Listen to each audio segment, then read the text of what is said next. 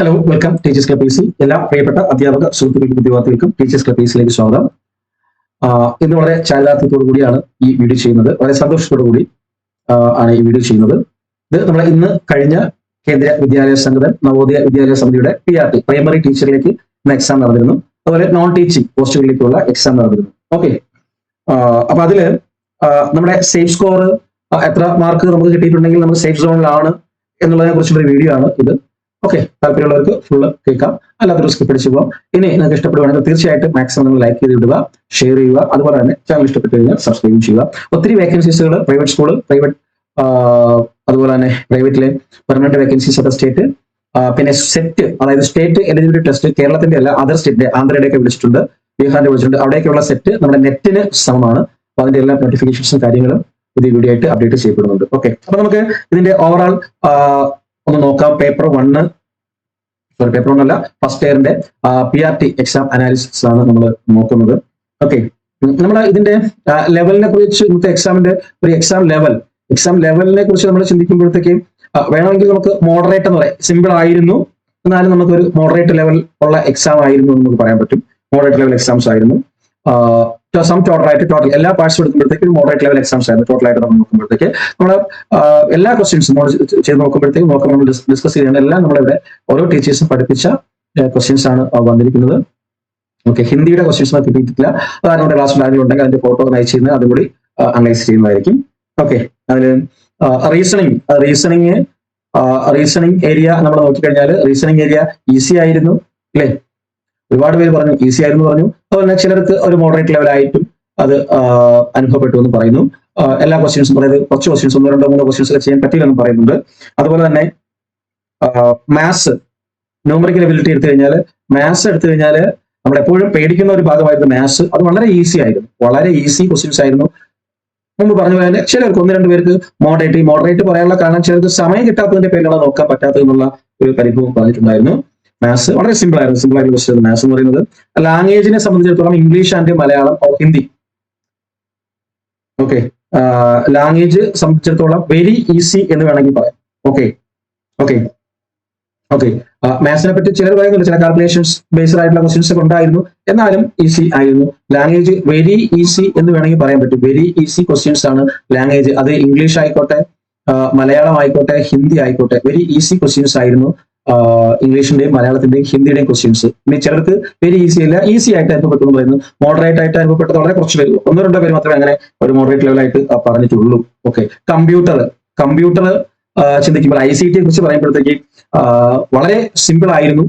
Easy എന്ന് പറയത്തില്ല, simple questions ആയിരുന്നു കമ്പ്യൂട്ടറിന്റെ ചോദിച്ചിരുന്നത്. പക്ഷേ ചില ക്വസ്റ്റ്യൻസ്, 1, 2 ക്വസ്റ്റ്യൻസ് കൺസെപ്ച്വൽ ലെവലിലായിട്ടുള്ള ക്വസ്റ്റ്യൻസും ഉണ്ടായിരുന്നു. പക്ഷെ അത് സിമ്പിൾ ആയിട്ട് നോക്കിക്കഴിഞ്ഞാൽ കണ്ടുപിടിക്കാൻ പറ്റുന്ന തരത്തിലുള്ള ക്വസ്റ്റ്യൻസ് തന്നെയായിരുന്നു കമ്പ്യൂട്ടറിന്റെ questions. GK as usual. Okay, ഞാൻ എപ്പോഴും തുടക്കം മുതലേ നമ്മൾ ഈ ക്ലാസ് സ്റ്റാർട്ട് ചെയ്ത സമയം മുതലേ പറഞ്ഞിട്ടുണ്ട്, GK നമ്മൾ എത്ര പഠിച്ചാലും, ഇന്ത്യൻ ഹിസ്റ്ററി ആയാലും, ഇന്ത്യൻ ജോഗ്രഫി ആയാലും, ഇന്ത്യൻ എക്കണോമിക്സ് ആയാലും, ഇന്ത്യൻ പൊളിറ്റി ആയാലും, ഫിസിക്സ്, കെമിസ്ട്രി, ബയോളജി ആയാലും, plus CA, GK plus CA എന്ന് പറയുന്ന പാർട്സ് എടുത്ത് കഴിയുമ്പോൾ നമുക്ക് ഒരിക്കലും പ്രതീക്ഷിക്കാൻ പറ്റത്തില്ല, പഠിക്കാൻ പറ്റത്തില്ല. അത് ഔട്ട് ഓഫ് ദ വേൾഡ് എന്ന് വേണമെങ്കിൽ GK പറ്റി പറയാം. പക്ഷേ നമ്മുടെ ക്ലാസ് എടുത്ത എല്ലാ ക്വസ്റ്റ്യൻസും ചോദിച്ചിട്ടുണ്ട്. പക്ഷേ എത്രത്തോളം സമയം കിട്ടി എല്ലാവർക്കും ചെയ്യാനായിട്ട്? കാരണം കറക്റ്റ് വായിച്ചു നോക്കി മാത്രമേ 4 ഓപ്ഷൻസ് നമുക്ക് കാൽക്കുലേറ്റ് ചെയ്ത് പറയാൻ പറ്റുള്ളൂ. ആ ഒരു ലെവലിലുള്ള ക്വസ്റ്റ്യൻസ് ആയിരുന്നു എന്തെന്ന് പറയുന്നത് GK സെഷന്റെ ക്വസ്റ്റ്യൻസ് എന്ന് പറയുന്നത്. അപ്പം സം ടോട്ടലായിട്ട് പറയുമ്പോഴത്തേക്ക് ഞാൻ തുടക്കത്തിലെ മുമ്പ് കഴിഞ്ഞ ദിവസങ്ങളൊക്കെ ഞാൻ പറഞ്ഞത് ആക്യുറസി ആൻഡ് സ്പീഡ് ഉണ്ടെങ്കിൽ ഫുൾ മാർക്ക് അടിക്കാൻ പറ്റും. അപ്പോൾ ഒരു ഹൈ അറ്റംപ്റ്റ് നടത്താൻ പറ്റുന്ന ഒരു ക്വസ്റ്റ്യൻ ആയിരുന്നു ഈ PRTയുടെ questions. High attempt, high accuracy വേണ്ടായിരുന്നു, ലോ ആക്യുറസിയിൽ തന്നെ നമുക്ക് ചെയ്യാൻ പറ്റുന്ന തരത്തിലുള്ള ക്വസ്റ്റ്യൻസ് ആയിരുന്നു വന്നിരുന്നത്. ഇതിന്റെ ഒരു അഡ്വാൻറ്റേജസ് ആയിട്ട് പറയാൻ ഒരു മോഡറേറ്റ് അറ്റംപ്റ്റ്സ് ആണ് എല്ലാവരും നടത്തിയിരിക്കുന്നത് ഹൈ ആക്യുറസിയിൽ.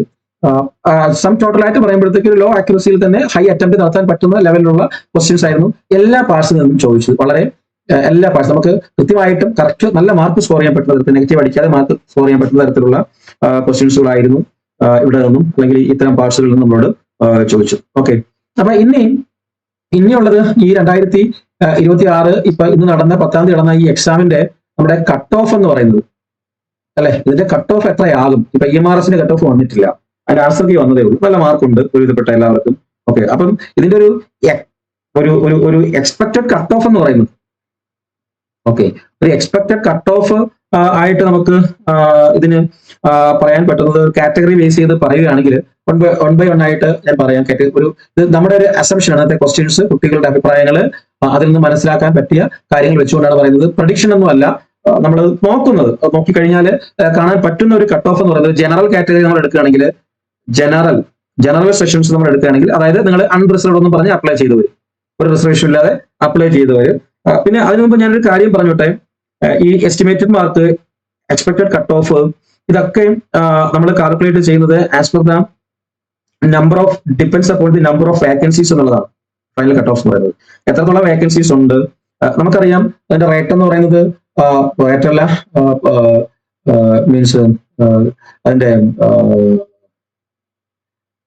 റേഷ്യോ എന്ന് പറയുന്നത് 1:10 ആണ് അല്ലെ. ഒരു വേക്കൻസി ഉണ്ടെങ്കിൽ 10 പേര് എടുക്കുന്ന തരത്തിലാണ് കട്ട് ഓഫ് വരുന്നത്. ആ ഒരു ലെവലാണ് കട്ട് ഓഫ് വരുന്നത്. അപ്പൊ അങ്ങനെ വെച്ച് നോക്കുമ്പോഴത്തേക്ക് ഇന്നത്തെ ക്വസ്റ്റ്യന്റെ രീതികളും വെച്ച് കാൽക്കുലേറ്റ് ചെയ്യുമ്പോഴത്തേക്ക് ഒരു ജനറൽ സെക്ഷൻസ് ഏകദേശം ഒരു 60 മുതൽ ഒരു 60 മാർക്ക് മുതൽ ഒരു 60 to 70 മാർക്ക് ഇതിനിടയിൽ 60നും 70നും ഇടയിലുള്ള ഒരു മാർക്കായിരിക്കും ജനറലിന്റെ ഒരു കട്ട് ഓഫ് ആയിട്ട്, എക്സ്പെക്ടഡ് കട്ട് ഓഫ് ആയിട്ട് വരാൻ സാധ്യതയുള്ളത്. ഓക്കെ, ജനറലിന്റെ എക്സ്പെക്ടഡ് കട്ട് ഓഫ് ആയിട്ട് വരാൻ സാധ്യതയുള്ളത് ഒരു 60 to 70 മാർക്ക് എന്ന് പറയാൻ പറ്റും. ഇനി അടുത്ത നെക്സ്റ്റ് കാറ്റഗറി എന്ന് പറയുന്നത് OBC ഉണ്ടായിരുന്നു. OBC NCL കാറ്റഗറി ഉണ്ട്. 2 കാറ്റഗറി ഉണ്ട് അല്ലേ.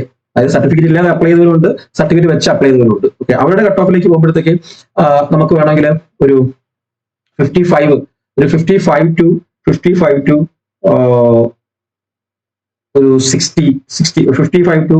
65 മാർക്ക്, ആ ഒരു റേഞ്ച്. അതായത് 55നും 65നും ഇടയിൽ വരുന്ന ലെവലിലായിരിക്കും OBCയും OBC NCLും. ഇതിലൊക്കെ കുറച്ച് ഡിഫറൻസ് ഒക്കെ വരാം. എന്നാലും ഈ 55നും മുകളിലേക്കും 65നും ഇടയിൽ, ഇതിന്റെ ഇടയിൽ ഒരു മാർക്കായിരിക്കും എന്തെന്ന് പറയുന്നത് OBCയുടെ മാർക്കിന്റെ ഗ്രേഡ് വരാൻ സാധ്യതയുള്ളത്.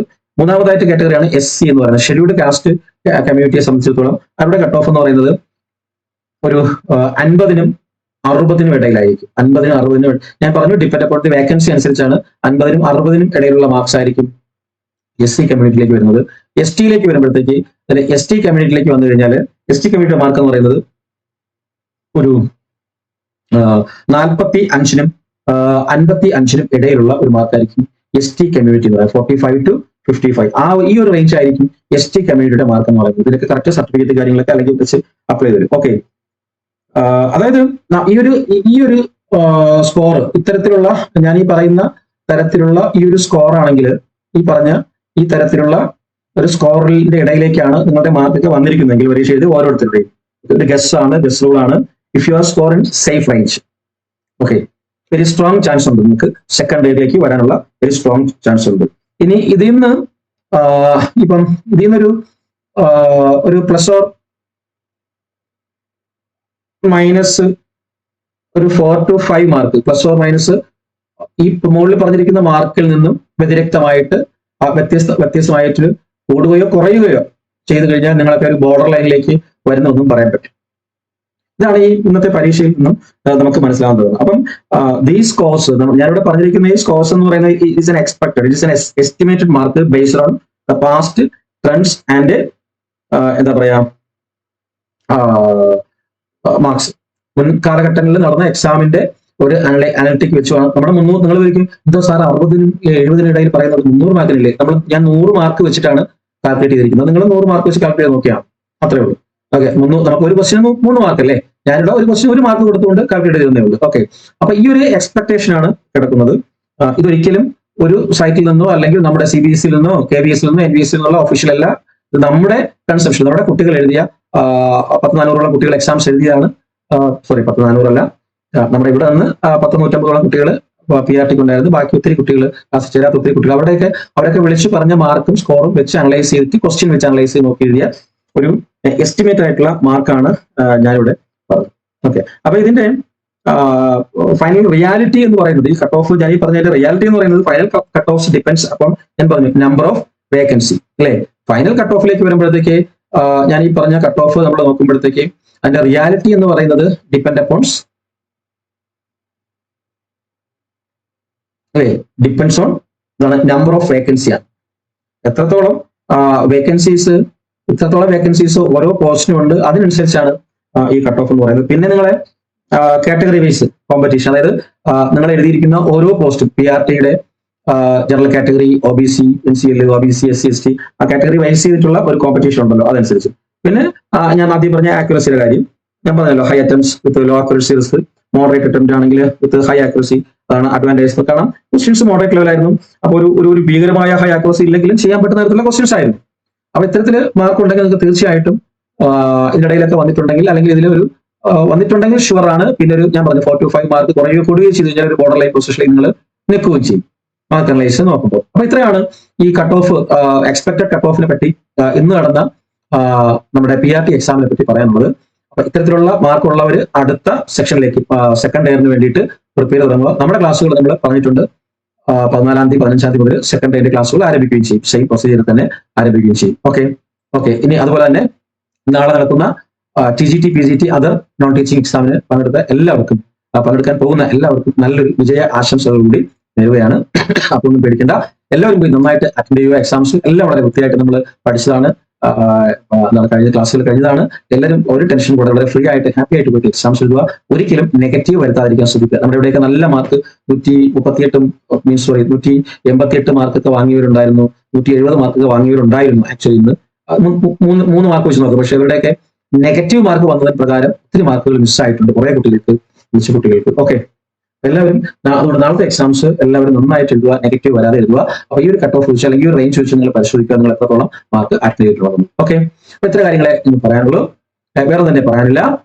അപ്പൊ തീർച്ചയായിട്ടും ചാനൽ കാണുന്നവര്, വീഡിയോ കാണുന്നവര് ലൈക്ക് ചെയ്യുക, ഷെയർ ചെയ്യുക, കമന്റ് ചെയ്യുക. എല്ലാവർക്കും ഒരു നല്ല ദിവസം ആശംസ കൊണ്ട് നിൽക്കുന്നു. വന്ദേ മാതരം. ജയ് ഹിന്ദ്.